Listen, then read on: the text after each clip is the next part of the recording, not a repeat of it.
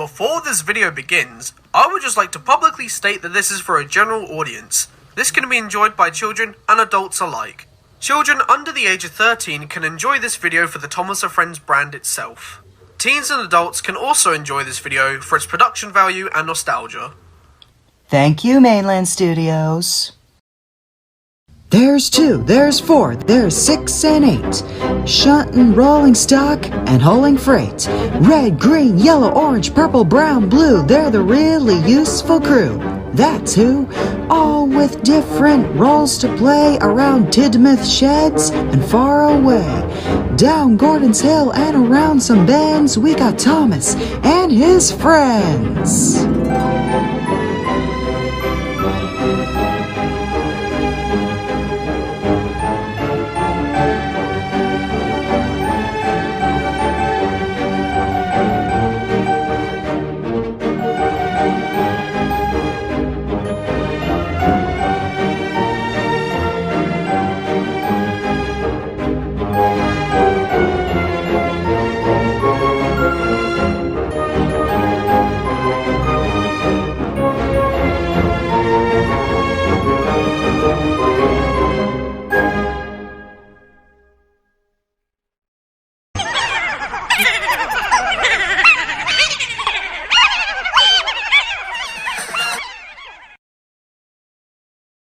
There are many different types of rolling stock on the islands of Sodor.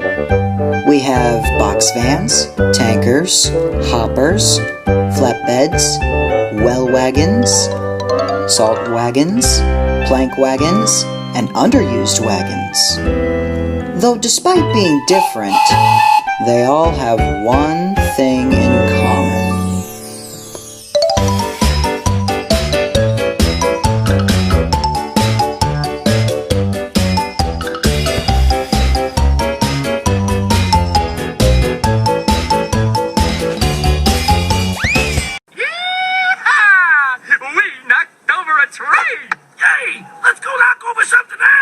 They're all very troublesome. Diesel 10 was pulling into Brendam with some vans for Henry's Flying Kipper, but the vans were causing havoc for Diesel 10. Where have you been, Diesel 10? You're 5 minutes late. Well, excuse me. It was those blasted vans. I know how you feel, Diesel 10. You know, I've dealt with the Flying Kipper before. You have? Yes. I'm with Henry as a back engine and saw the tail lamp dropped on the tracks. I tried to tell Henry, but the train began to slow down and I crashed into the last van. Yikes. Also, my name's Diesel 10. What's your name? Montague, but I'm usually called Duck. Sorry. If you want to teach those trucks a lesson, may I suggest you ask my old chap Oliver for some helpful tips? Back in the 15th of November 1969, some trucks, including their former leader, Scruffey, were teasing and sang songs about him falling into a turntable. As Duck continued to explain everything else about Oliver, Diesel 10 was lost in thought. Wow, that's really interesting. Oh, did I mention that he has a brake van called Toad? Yes. Well, thank you for your time. Now, I'm going to find Oliver now and see if he has some suggestions for me. You don't mean... But wait! Just because he ripped a truck in half, it doesn't mean he's a violent tyrant. Perhaps this will also be an opportunity to reveal Pinchy's true potential.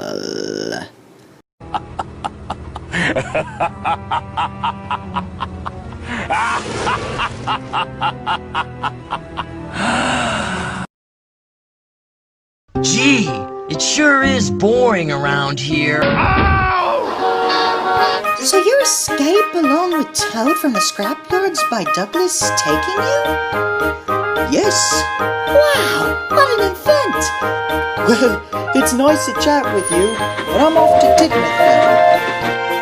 Bye, Mr. Philip. Bye, Oliver. Make sure you don't splash into a pond this time, Toad.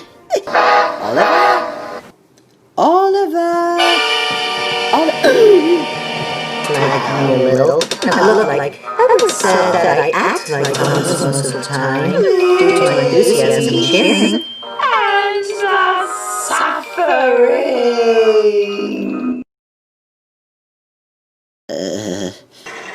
Hi, Philip.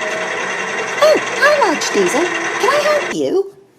As a matter of fact, your assistance is highly requested. I'm looking for an engine named Oliver. Is he around? Oh, he just left for Tidmouth with a train. Much obliged. Have a nice day.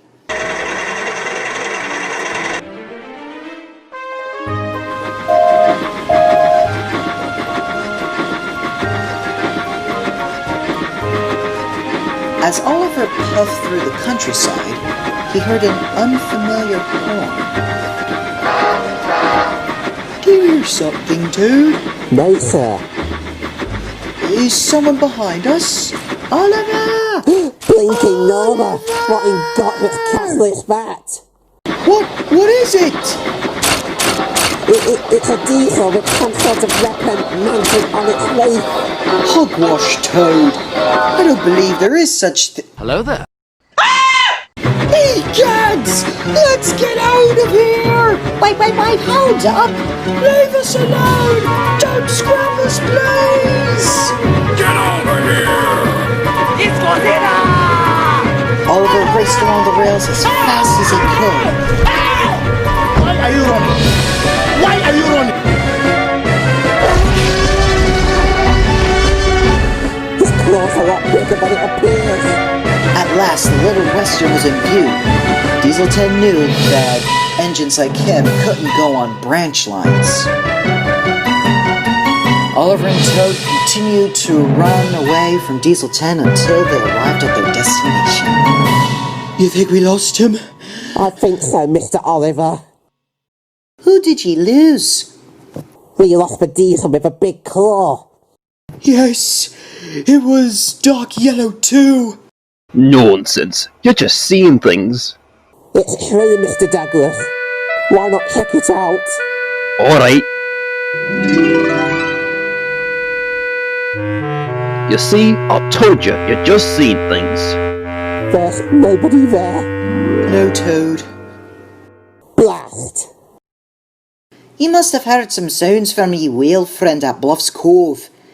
Now no more whoppers. Doogie and I have a train to double head. Cheerio, lads.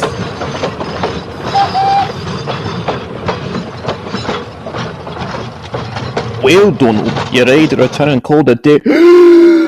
Doogie, what is...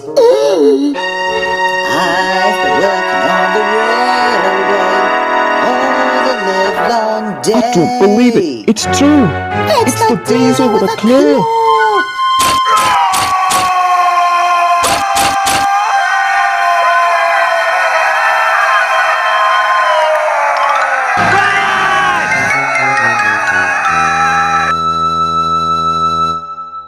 What did we tell you? What did we tell you? Someone has to do something. We have to do something. Woo. I can't stand up against a beast like that. But Oliver, you introduced that tyrant to us. You gotta. Doogie, he's had a tough life in the past with the diesels on the mainland. Maybe we should let him bail out. Fine.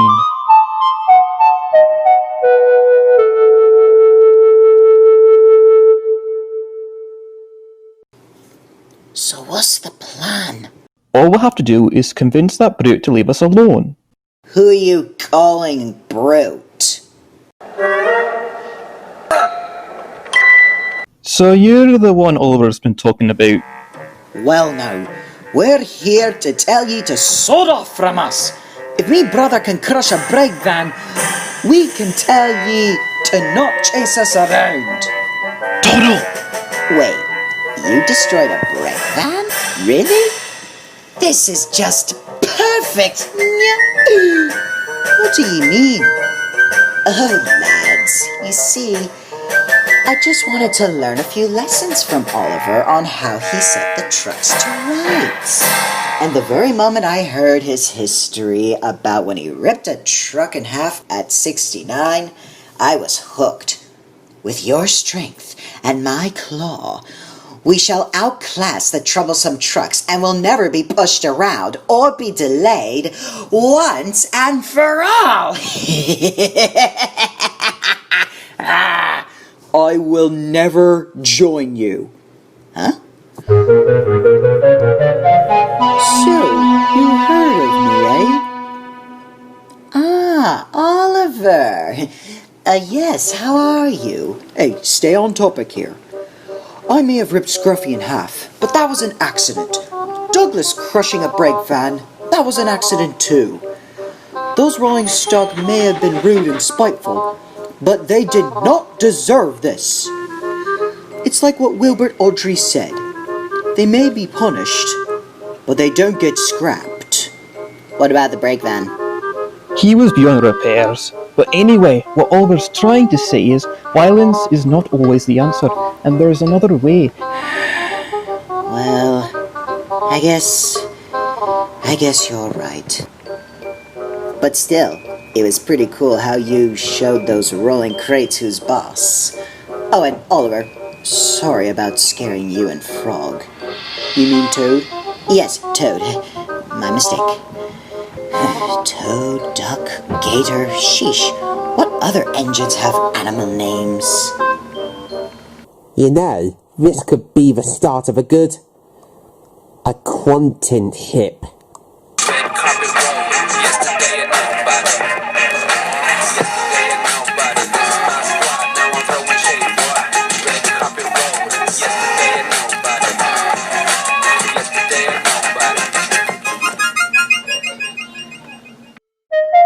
So your kind only appeared between seasons 2 to 6? Jeez, I kind of feel sorry for the lot of you.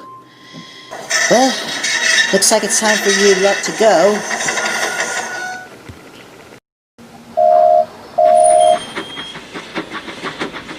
You can't be a tyrant to us forever, Ollie. And you can't keep an underused character down. I'll be back.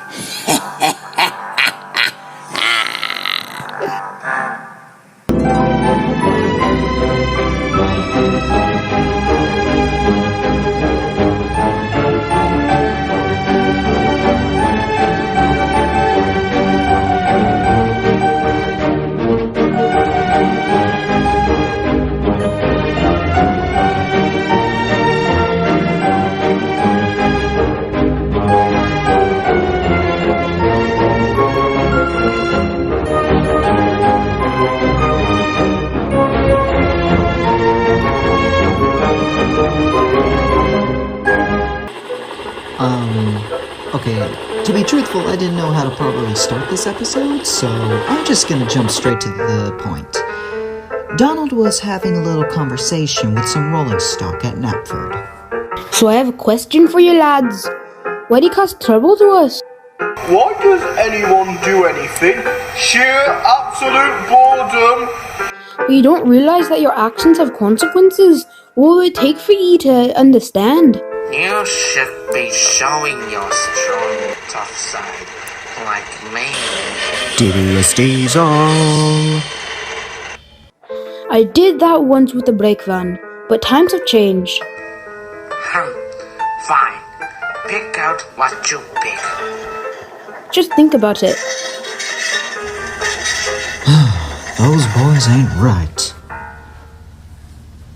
Around noon, Fred Pelhay, Rickety, and ULP were still in their sidings when Rebecca arrived with a goods train. But as she pulled into Knapford, a certain rolling stock has caught the truck's attention, especially the fact that it had a distinct logo and some rotten wood. Rusty frames. No, it's not possible! Hey, fellas. Long time no see. Scruffy. Yeah, go ahead and girl scream. But we thought you were gone after Oliver ripped you. Shh! I don't think you should remind him. Meh, I'm not bothered by it too much nowadays. So how's life? Well, I figured it's time to settle a score with that oily. Score with Oliver, eh? Mind if we tag along? You're welcome to join me. Now here's the plan. Then around 3:42, their plan was set into action. Rickety had told Henry that there were some trucks that needed to be shunted, when really it was meant to be Oliver's train. Okay, as long as there's no deception. Then part 2 occurred. Murdoch pulled in, and then Fred Pelhay told Murdoch that he needed to shunt some trucks on his side of the yard. Not really a shunter, but fine if you insist. And so, the plan was set into action. What's going on? Oh, I know! No mayhem! Olive! I don't like this! Get a move on! Oliver's no use at all. He thinks he's very clever. He says that he can manage us. That's the best joke ever. When he orders us about with the greatest folly, we will squeeze his boiler out. Crush goes on Holler. Tell me, Wendy, how does it feel to have a taste of your own medicine? Oh, my buffers! Crunch goes on Holler!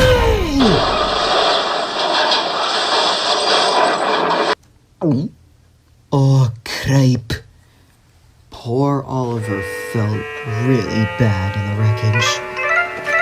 While Sir Topham had scolded Ed, Murdoch, and Henry, Oliver was pulled out of the wreckage with both his front and rear buffer beams completely damaged. It's okay, Oliver. It doesn't look too bad. Let's take you to the steamworks.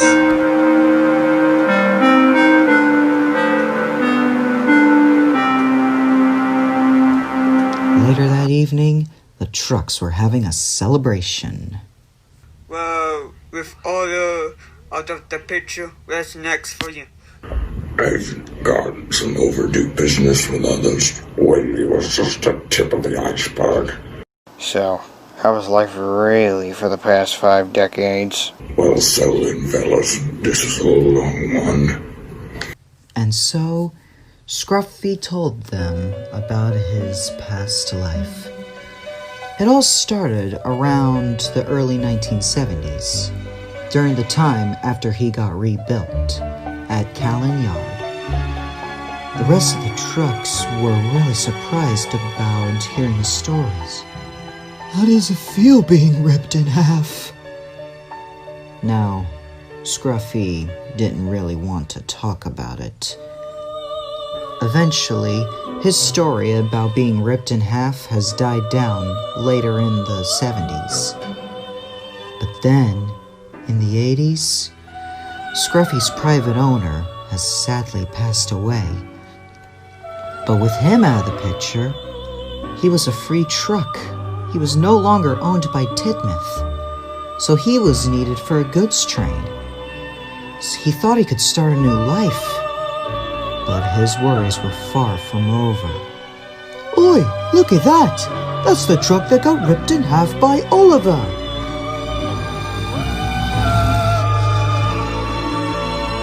Later on in the 90s, he was sent to the coaling mines. He was having a great time until one day, Percy has caused a little bit of trouble. And then, disaster has struck. Later on, Scruffy emerged from the mine with a nasty scarred eye. That's when he decided to move to the clay pits. Although the company there was a little unpleasant. especially with the twins involved. Their constant fighting, their constant bickering. He had suffered dreadfully from their presence. But over the many months and years, no matter where he was at, people seemed to have forgotten about him. He was just on every part of the train, portraying as like a regular truck. It felt like no one seemed to bother his existence whatsoever.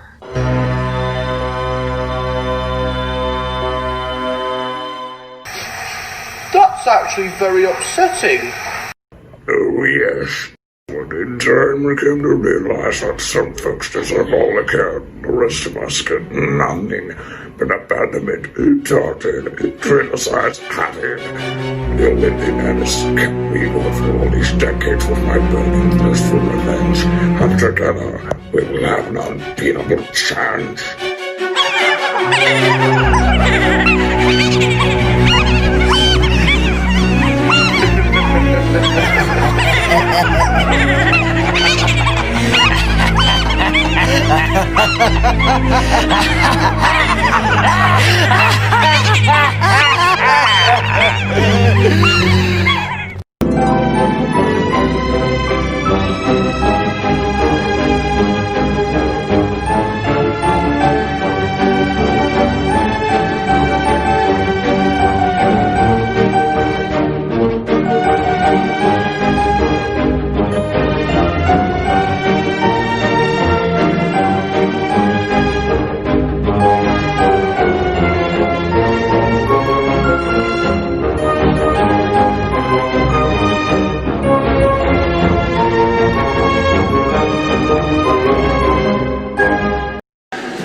Oliver is still currently being mended.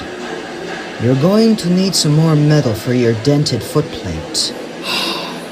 Very well then. Although, you do have a couple of special guests who want to pay you a visit. Oh, and here they come now. Toad? Douglas? Mr. Oliver, how are you doing? He wanted to see how you were doing. He's doing quite alright.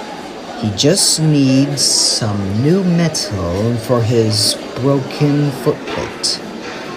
Now, I can't help but notice that there has been some history with Toad and Douglas in the 60s.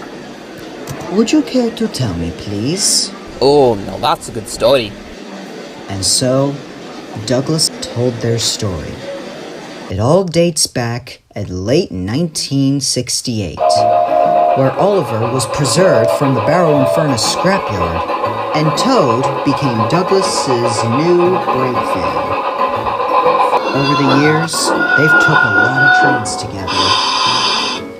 Although, there have been a few diesels that did give Toad some scares, Douglas comforted him and let him know that not all diesels are very bad. Oliver was doing fine as well on the Little Western. He does okay with the passengers, but freight trains, it can be quite a hassle for some freight trains. Things would be easier with Toad by my side. This is the engine that some trucks are scared of?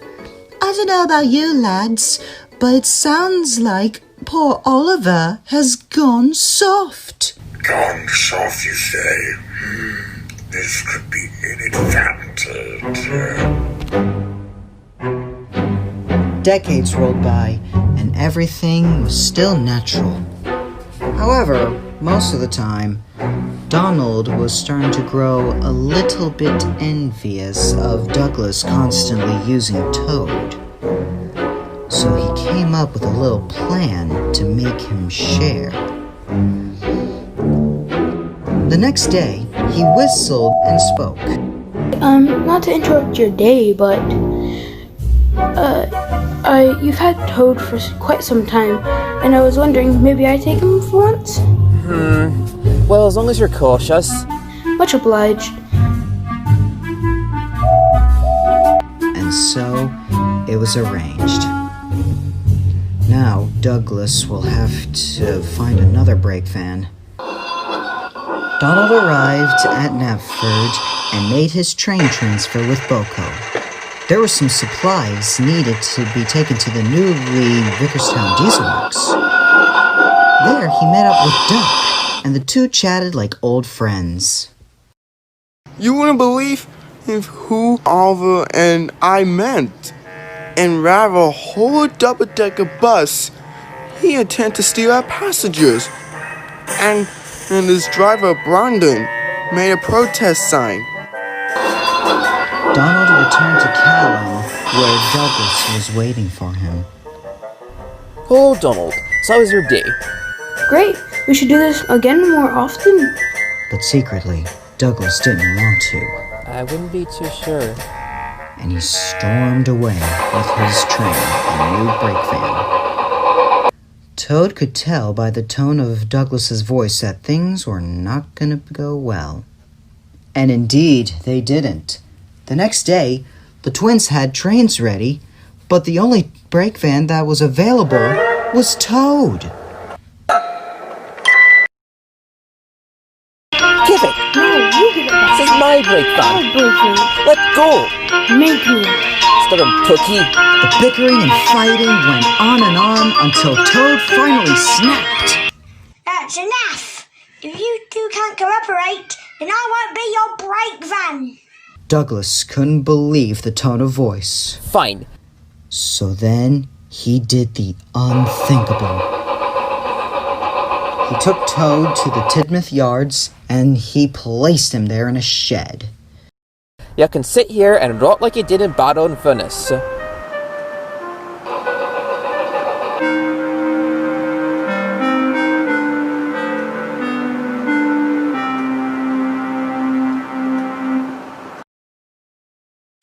When Douglas got back to Callan, he tried to figure out a solution for another braking option. When he was surprised to see Donald. Donald, have you ditched the motive and gone loco? Nonsense. It's just a few trucks. I'm big engine with strong brakes. Douglas figured that he would leave his brother alone, for it was his problem. He had his own problems to worry about. He needed to be safe and find an acceptable substitute for a brake van. There on the sidings, he saw a brake coach. But he knew he had to get his job done. Better than nothing. But he wasn't the only one who wanted a brake coach. Hey Douglas!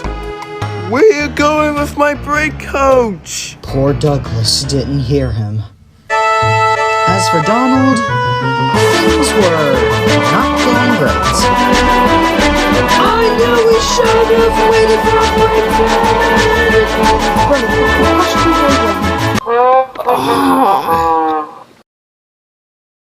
And walking to the derailed engine was Sir Charles Topham Hatt. He was not happy. I would like to have a word with the both of you at Tinmouth Holt Sheds tonight. And he did. You twins have caused confusion and delay, taking a train without a brake van and using a brake coach as a brake van, resulting Duck to be late. Unacceptable. If you guys lack the amount of brake vans, you should contact us and we'll send you more brake vans. I hope this never happens again. I said. As things grew dark at Tidmouth Holt, the twins decided to apologize to each other. I'm very sorry about today, brother. Me too, lad. The twins weren't the only ones that felt bad. Toad, the brake van, felt sorry too. Sure, Douglas may have snapped at him and he felt hurt, but he felt sorry for hurting and snapping at the twins. He was usually a very kind and polite brake van. but today was just a bad day for him. The next day, the twins puffed on over and said their apologies to the poor Great Western Brake fan. And I'm most sorry about last night. It's okay. I know you really didn't mean to. I'm sorry that I snapped at you. We were very bad friends to you yesterday. If you wish to be with your old friend Oliver, that's fine with us. I may have decided to stay with Oliver, but I hope we can see each other again. No worries, we'll always be on the Little Western Line.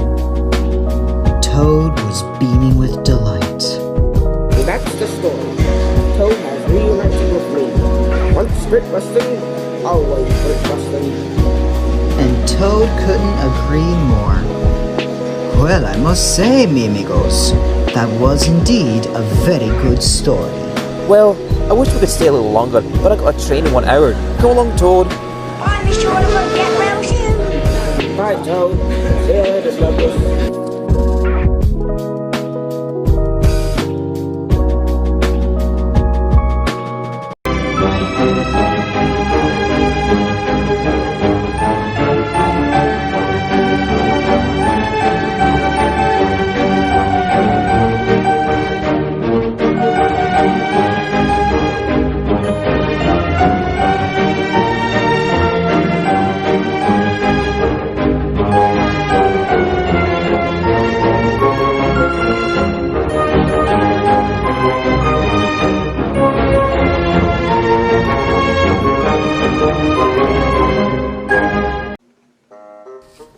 When it comes to steam engines, you'd think that they have a lot of circular features. Circular boiler, dome, funnel, buffers, wheels. Yeah, you know, the usual basic parts of a steam engine. You wouldn't think of any other shape they would have, other than some square parts like their cab or their tender. Well, you'd be surprised that if you look closely enough, you would notice that steam engines do have some square-like features. Take Toby, for instance. He's all trim and square. We also have Scruff, the vertical boilered engine, and our main character of the story, Neville. Neville is a Class Q1 engine. He's gentlemanly, kind, and highly enthusiastic. However, he does have one mild fear of bridges.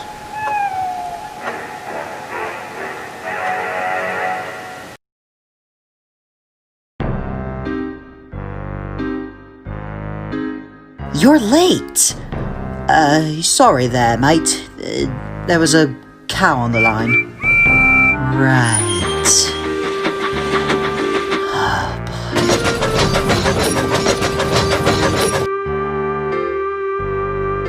Hey there, you must be Neville. Oh, I am. How'd you guess? Percy told me that you were running late with his guaranteed connection. Why's that? Well, you see, I wasn't very truthful. I actually had another problem. Problem? What's that with troubling you? Well, you see, mate, I have a little issue with bridges. Oh, well, I have a little issue with hills. I tend to overheat when I... No, I mean, like, I'm scared to cross over bridges ever since what happened back in 2005. Neville, from my experience, not all bridges are bad. Just take it from me. Wooden bridges give me the most trouble. Back in 1972, I remember this one incident that made me look like I was walking a tightrope. Next, in 1998, I got caught on a flood. And finally, in 2002, I chuffed over a rickety old bridge, but it was worth it to save a flock of lambs, and all those bridges were wooden. So, you got a problem with wooden bridges?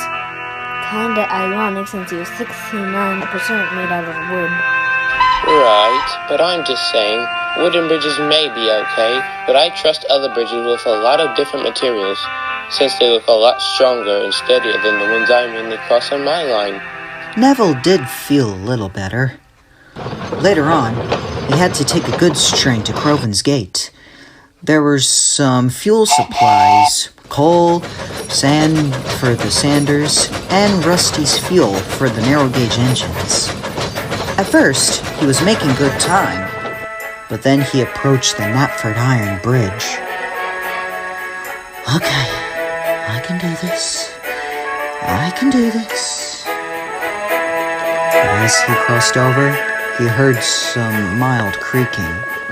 I can't do it. Can't do it. Nope. So he had to take an alternate route once again. But then he ran into another problem. This time, he can't get over it. Literally, the suspension bridge was right in front of him, and there were no other alternate routes.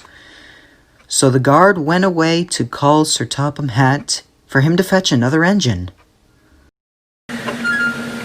I'll help him. All right, but try to be back before 4 o'clock. Understand? Derek agreed, and he roared off. Derek eventually found Neville looking a little scared. Neville, they are. Don't you remember anything Toby told you? I'm sorry, mate. I just... See, that's a bigger bridge, bigger than the one I crossed, and a deeper fall, and I just can't. I'm sorry. Well, maybe we can roll along the bridge together. But what if the bridge falls down anyway? If it does, then so be it. At least we crashed together trying. Neville decided to take Derek's word, and they crossed over the Sodor suspension bridge.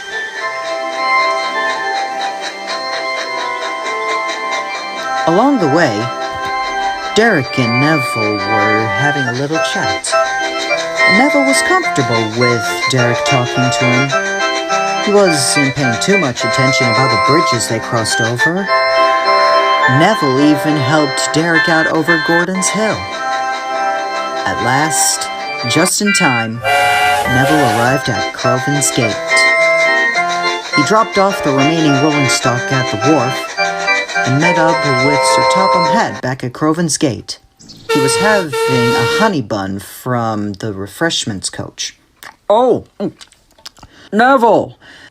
Derek has told me all about how you managed to get over bridges with his help. But I would like to ask, you think you can manage on your own? Well, it would take maybe a couple days for me to get over it. Well, I guess it is up to you. You take your time.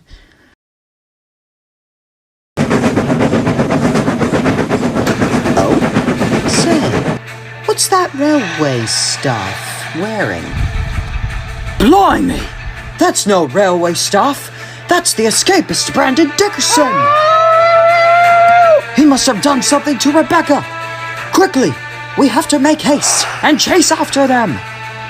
Sir Topham Hatt ran across the platform and onto Neville's cab. Quickly, Neville! Follow that yellow engine! Wait, sir! How am I supposed to... Get me close to the brake van! There he goes! Yeah. Okay, there we go. Yeah!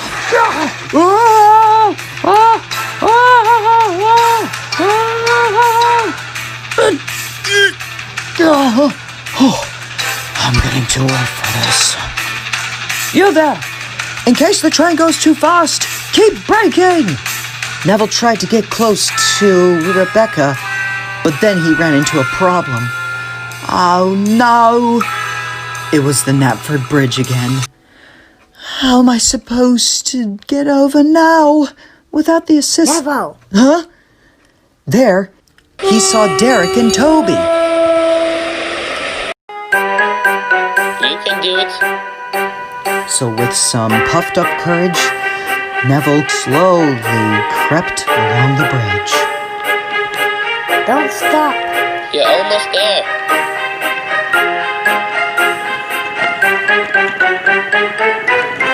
At last, Neville made it across to the other side. The engines praised his courage, and the chase resumed.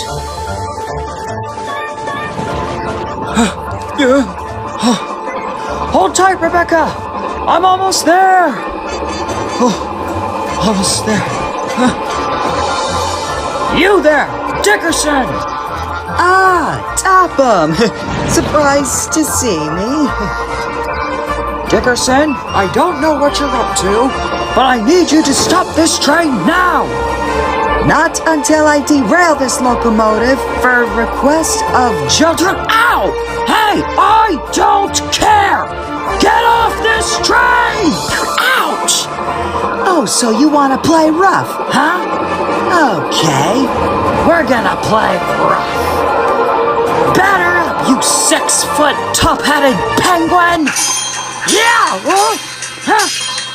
Back off! I'd say you back off! And let me off! Oh, come now. I want to see what's in that Belly of yours! Stop! You'll have to get through me first. On guard! Joyce! Carrie! What's going on up there? Quite impressive skills.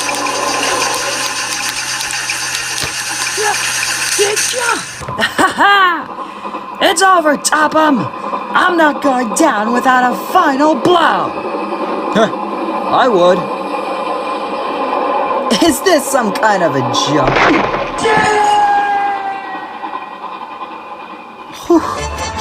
We ought to get that low-hanging limb looked at. Right. Hold on, Rebecca! I wish my grandfather was here.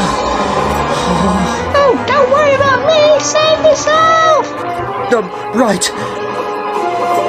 Jonathan! Brake! Brake until the coupling snaps! And he did. And as for Rebecca, she braced for the derailment.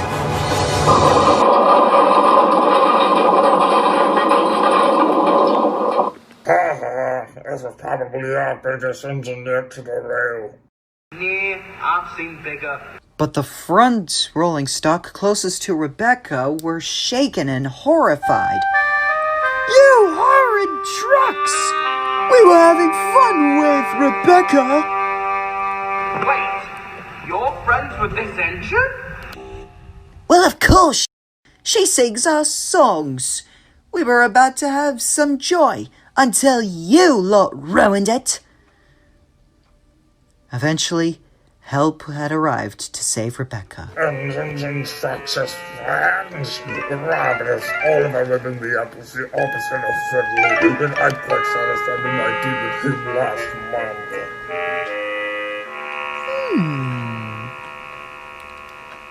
Eventually, all the rolling stock and Rebecca's tender were salvaged. However, Rebecca had to wait until 4 days later for Rocky to save her, since Rocky had to get new cables for his arm.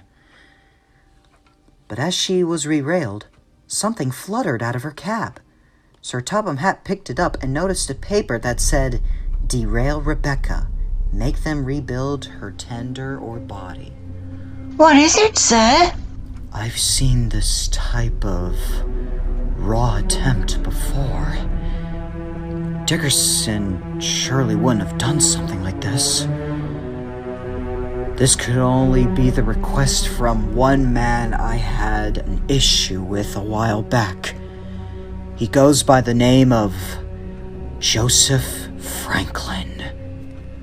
Then Sir Topham glanced over at the Tidmouth Penitentiary. I need a highly increased man search. And so it was done. But for now, I'm pleased to say that in future events with Neville, he has gotten over his fear with bridges. All thanks to the help of his true friends.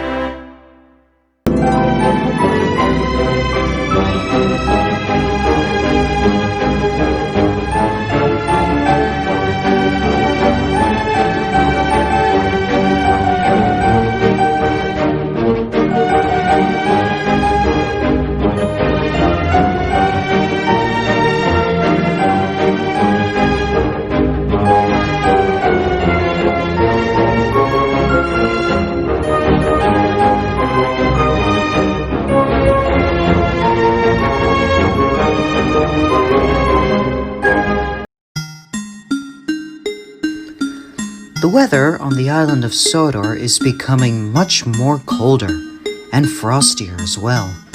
Eventually, snow was going to come early.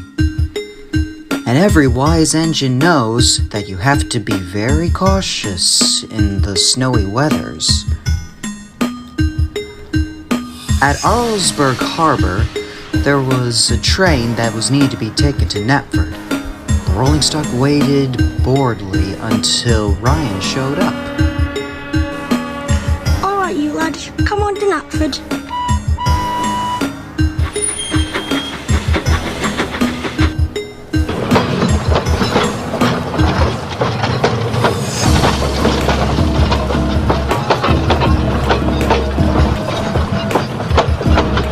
As Ryan pulled into the yard, he noticed Scruffy, but also remembered something back in July.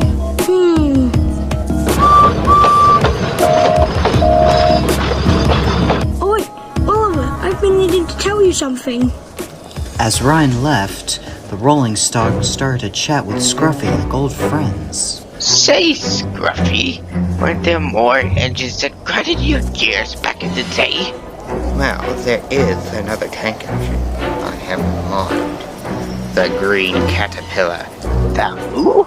You know, the one that pushed me into the coal mine back in 1980. Oh! He trapped me, but now it is time to turn the tables.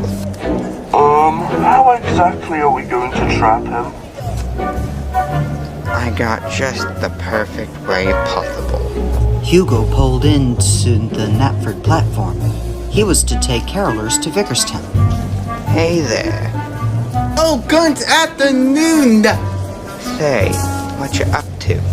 I'm to take my carolers to Vickerstown. Is that so? Well, I know a shortcut to Vickerstown. Really? Ah, yes. Take the elevated part of the line. You know, since the station is on an elevated platform. I see. Many things. Marvelous. Phase 1 is complete.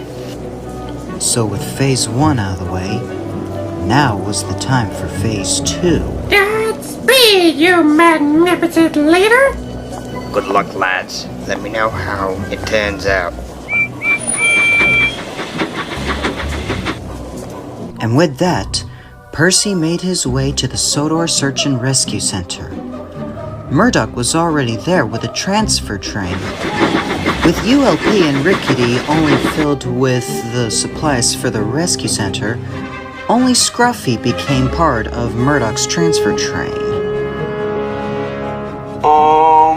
Where are you going? Don't you worry, mates. You just keep distracting the green fella long enough for Phase 3. What's Phase 3? That's Phase 3. The carolers inside Hugo were practicing their singing, but their singing was so loud that it caused a great big avalanche.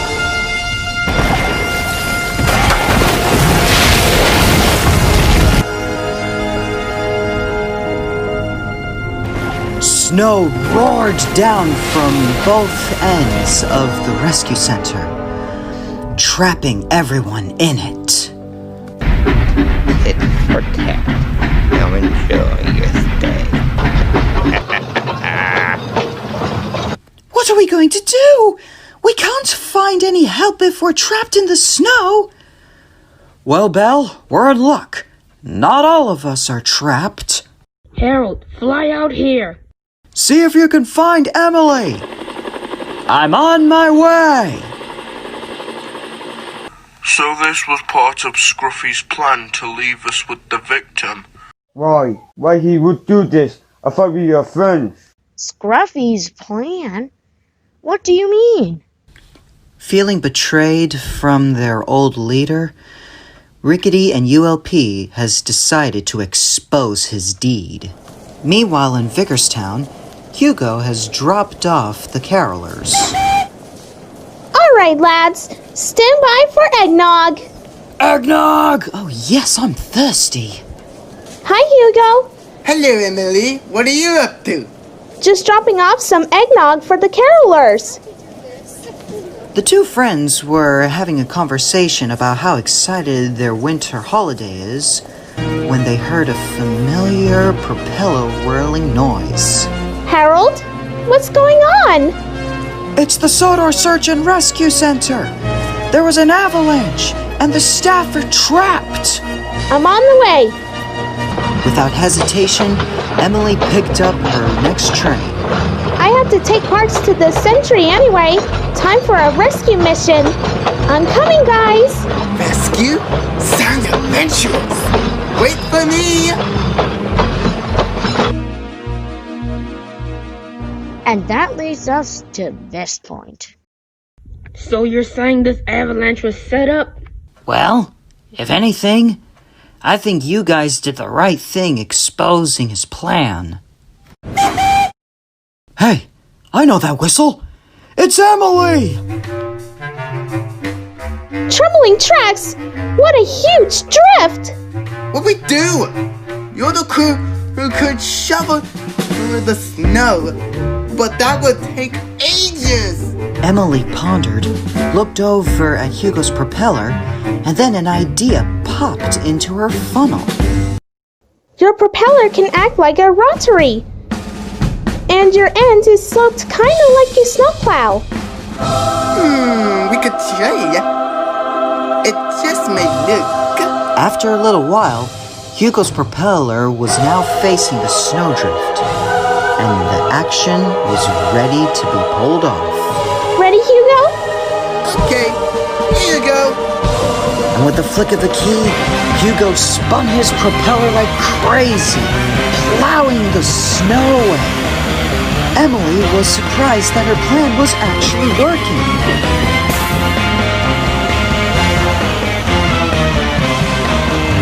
Finally, Hugo made his way to the other side. The parts were then shipped into Dustin's rotary, and now it was Dustin's turn. Alrighty, guys, stand clear. And with ease, Dustin blared and plowed through the snow, gliding through it like a knife going through butter. At last, everyone was free. Well done, Dustin, and well done, Hugo. Freedom!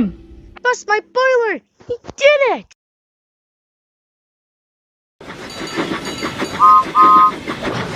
Meanwhile, Scruffy was having a little minor celebration. But unfortunately, what he saw in the yards was going to make his victory short-lived. What? How? Percy just couldn't thank Hugo and Emily for their brave antics. Oh, it was really nothing. I'm just glad I can help. Scruffy was then needed to be a part of a train that led to Brendan. Now then, Edward, after you drop these rolling stock off to Brendan, I need you to pick up a special and take it to the Sodor Search and Rescue Center. Yes, sir.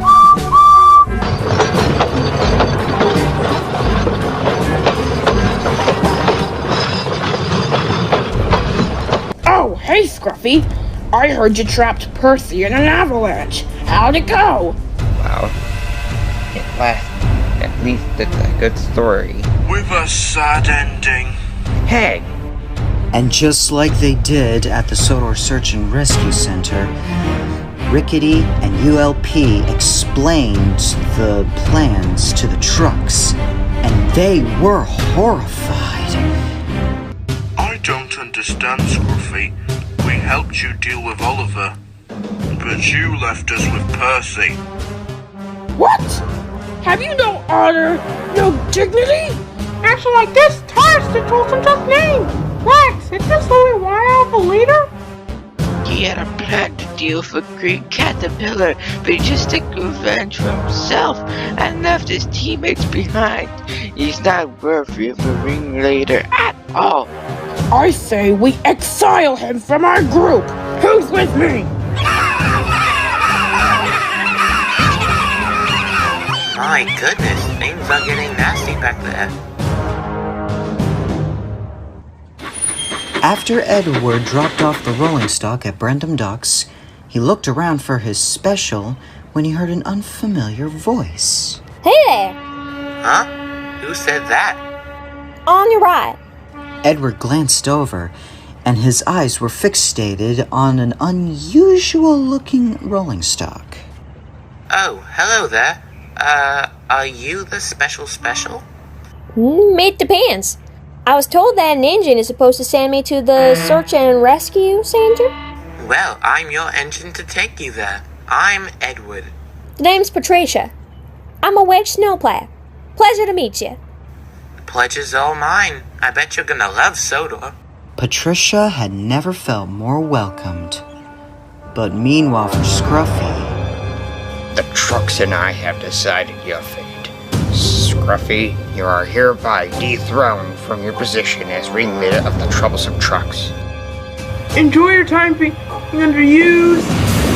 And nothing more. Bloody tosser!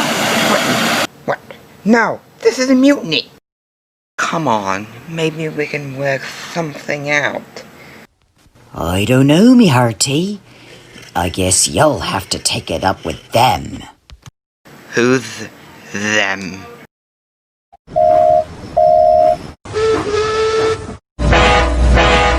Kids gone die tonight! You are dead! You would not believe the punishment Scruffy got. Thanks for the spare wagon, Edward. I'll use this one while my old one's in the works being mended. Forgot to be on the rolling stock. How's it feel to be a laughing stock? Oh, that's too rich.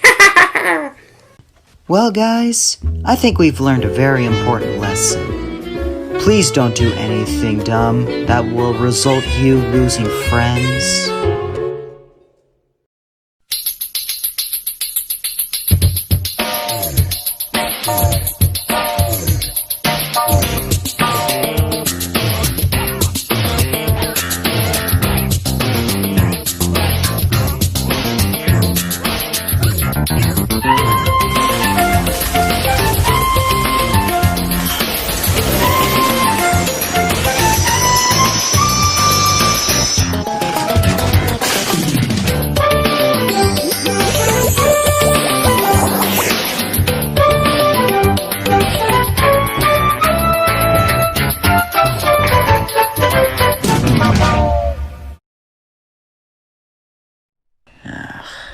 Good to be back.